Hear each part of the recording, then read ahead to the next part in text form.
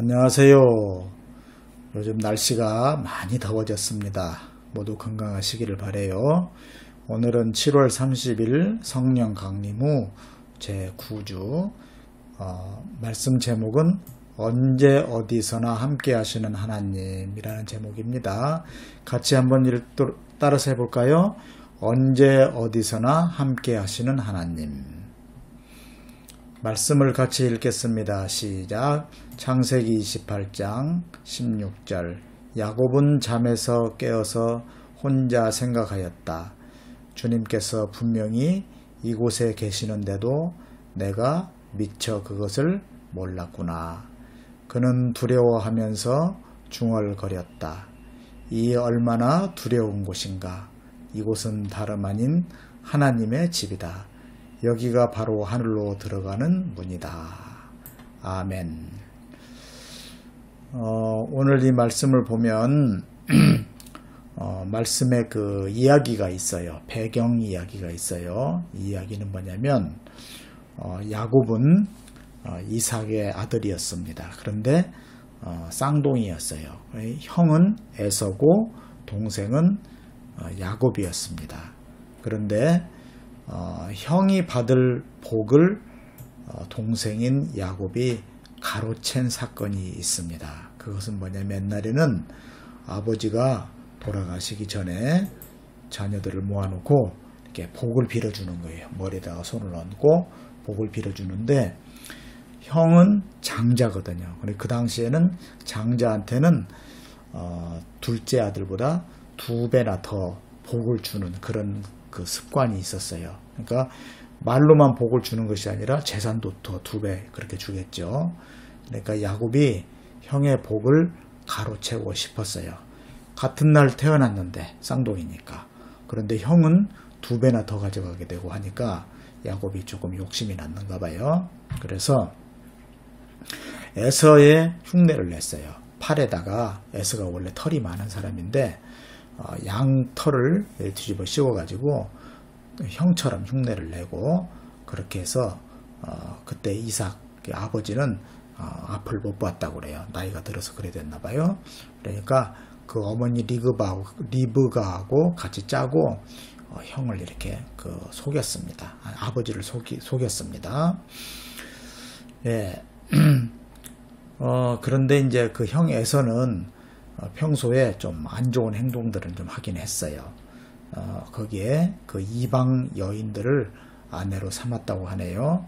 그렇게 되면 어떻게 되냐면 이방 여인들은 우상을 많이 섬겨요. 그러면 우상을 섬기는 여인들이 자꾸 이런 우상을 섬기자 저런 우상 섬기자 하게 되니까 에서가 거기에 따라간단 말이에요. 그래서 그렇게 하면은 이방 풍습에 이렇게 미신이나 우상 숭배 이런 것에 많이 빠지게 되는 것이죠. 그래서 어머니 리브가가 마음이 편치 않았다고 합니다. 그래서 동생 야곱이 복을 받도록 그렇게 하려고 한 거예요. 자, 그것을 알았던 이제 에서는 화가 나서 이제 동생을 죽이겠다고 막 그러는 거예요. 그러니까 야곱의 목숨이 위험해졌잖아요. 그래서 할 수 없이 야곱은 하란이라고 하는 나라로 도망을 가게 됩니다. 이 하란은 여기에 그 밧단 아람이라고 하는 나라인데 그 나라의 도시가 하란이었어요. 원래 여기가 리브가 그러니까 야곱의 어머니가 살았던 고향입니다. 여기에 삼촌이 살고 있거든요. 그래서 이 브엘세바를 떠나서 베델을 지나서 하란으로 이렇게 가게 되었습니다. 이제 야곱은 언제 형한테 쫓겨서 죽을지 모르는 그런 불쌍한 신세가 된 거예요. 그러다가 이제 베델이라고 하는 그런 그 마을에 와서 이제 아마 거기도 광야였던가 봐요. 거기에서 이제 돌을 베개 이렇게 삼아서 노숙을 했어요. 노숙. 그냥 집에서 자는 게 아니고 길가에서 혹은 밭이나 이런 사막에서 자는 것이 노숙이죠.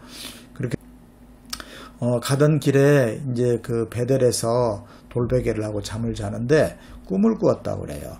하늘로 올라가는 성경에는 뭐 사닥다리다 이렇게 되어 있는데 사닥다리라기보다는 계단 같은 네, 그런 거예요. 그래서 여기에 천사들이 오르락 내리락 하면서 하늘 보좌에 왔다 갔다 하는 것을 이렇게 보았어요. 그런데 그때 야곱이 이제 중요한 것을 깨달았다고 합니다. 뭘 깨달았을까요? 자, 지금 이것은 수호신이에요. 수호신. 여러분, 수호신이 뭔지 아세요? 지금도 동네에 가면은 이런 나무 같은 것이 있어요. 오래된 나무. 이 동네에 수호신이라네요. 이 나무가. 어떤 제주도에 가면은 돌하루방, 이게 수호신. 또 장승 같은 거, 혹시 나무로 이렇게 해가지고 천하대장군, 뭐 지하여장군 뭐 해가지고 나무 세워놓은 거 있죠. 이런 게 다 수호신이에요. 동네마다 이렇게 그런 것들이 있어요. 그런데 야곱은 하나님이 자기를 지켜주는 그 브엘세바라고 해서 살았는데 거기에서의 수호신인 줄 알았어요. 그런데 베델에서 꿈을 꾸니까 하나님이 이렇게 보좌에 계시고 천사들이 왔다 갔다 하는 걸 본 거예요. 그러면서 하나님은 어디에나 계시고 그래서 지금 여기 베델에도 계신다는 것을 알게 되었어요. 하나님은 여기에도 계시는구나. 우리는 이거 다 배워서 알고 있는데 야곱은 이제 그제서야 알았던 거예요. 그래서 우리는 하나님에 대한 깨달음이 중요해요. 하나님이 어떤 분이신가 그걸 아는 것이 너무너무 중요합니다. 옛날에는 하나님이 막 무서운 줄 알았는데 나중에 깨닫고 보니까 무서운 분이 아니고 굉장히 사랑이 많으시고 자비로우신 분이다. 또 하나님은 억울하지 않게 하는 정의로우신 분이다. 이런 것도 다 깨닫게 된 거예요. 하나님께서 그렇게 깨닫는 마음을 또 주신 거죠. 그래서 하나님에 대한 깨달음이 굉장히 중요합니다. 지금 여기는 바울 사도님인데 바울 사도님이 이제 고린도 교회에 편지를 썼어요. 편지를 쓰면서 고린도전서 13장 11절에 바울 사도님이 이렇게 말씀을 하셨네요. 내가 어릴 때에는 말하는 것이 어린아이 같고 깨닫는 것이 어린아이와 같고 생각하는 것이 어린아이와 같았습니다. 그러나 어른이 되어서는 어린아이의 일을 버렸습니다. 그러니까 점점 깨닫는 것이 많아졌다 그 말입니다. 어린아이의 그 수준에 머무는 것이 아니고 이제 어른처럼 그렇게 깊은 것을 깨달았다 이런 말입니다. 그래서 야곱이 그렇게 깨닫는 것처럼 우리는 점점 하나님에 대해서 바로 깨닫는 것이 너무너무 중요합니다. 그리고 우리 어린이들이 하나님에 대해서 그렇게 많이 깨달아 가기를 바라는 거예요. 자, 그러면 우리가 깨달으려면, 진리를 깨달으려면 어떻게 해야 하겠습니까? 가장 중요한 것은 가르침을 잘 받으면 돼요. 그래서 말씀을 잘 배워야 돼요. 우리 혼자는 잘 깨닫기가 어려워요. 그런데 말씀을 먼저 깨달으신 분들이 말씀은 이런 것입니다. 하나님은 이런 분입니다.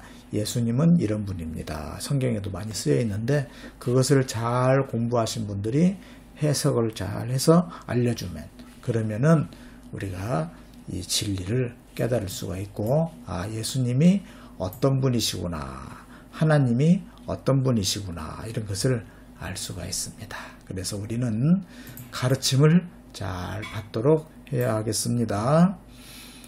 자, 그런데 한 가지 목사님이 오늘 강조하고 싶은 것은 또 교회만 하나님을 체험하는 것이 아니라 어디서든 언제든 우리는 하나님을 체험할 수 있다는 것입니다. 집에서도 학교에서도 운동장에서도 또 산에서도 바다에서도 어디서든지 하나님을 만나고 체험할 수가 있습니다. 자, 그리고 우리가 예수님을 임마누엘 하나님이라고 하거든요. 임마누엘 하나님이신 예수님. 그 임마누엘의 뜻은 여기 있네요. 임마누엘은 하나님이 우리와 함께 계시다. 하나님이 예수님이 우리와 함께 계신다. 그런 뜻입니다. 그래서 예수님의 별명은 임마누엘입니다. 우리와 함께 하시는 하나님이라는 뜻이죠. 그러면 어떻게 해야 되겠어요? 하나님, 예수님이 우리와 함께 하시는데 우리가 예수님과 함께 안 하면 안 되죠. 그래서 항상 우리가 예수님과 함께 지내도록 해야 됩니다. 언제나 예수님과 같이 지내야 되겠습니다. 부탁입니다. 한번 따라서 해볼까요? 언제나 예수님과 같이 지냅시다. 예, 감사합니다. 자, 그러면 우리 기도하고 마치도록 하겠습니다. 이 기도를 같이 드리겠어요. 예수님, 야곱 할아버지께서 하나님은 어디에나 계신다는 것을 깨달았다고 합니다. 예수님께서 언제나 어디서나 우리와 함께 해주셔서 감사해요. 우리도 예수님과 함께 하겠습니다. 예수님의 이름으로 기도합니다. 아멘. 네, 우리 어린이들 말씀 듣느라고 수고했습니다. 매주 꼭 엄마 아빠랑 같이 이렇게 동영상으로 예배를 드리고 또 우리 교회에 나올 수 있는 어린이들은 와서 또 같이 예배도 드리고 그렇게 하십시다. 자, 모두 건강하길 바라요. 다음 주에 또 만나겠습니다. 안녕히 계세요.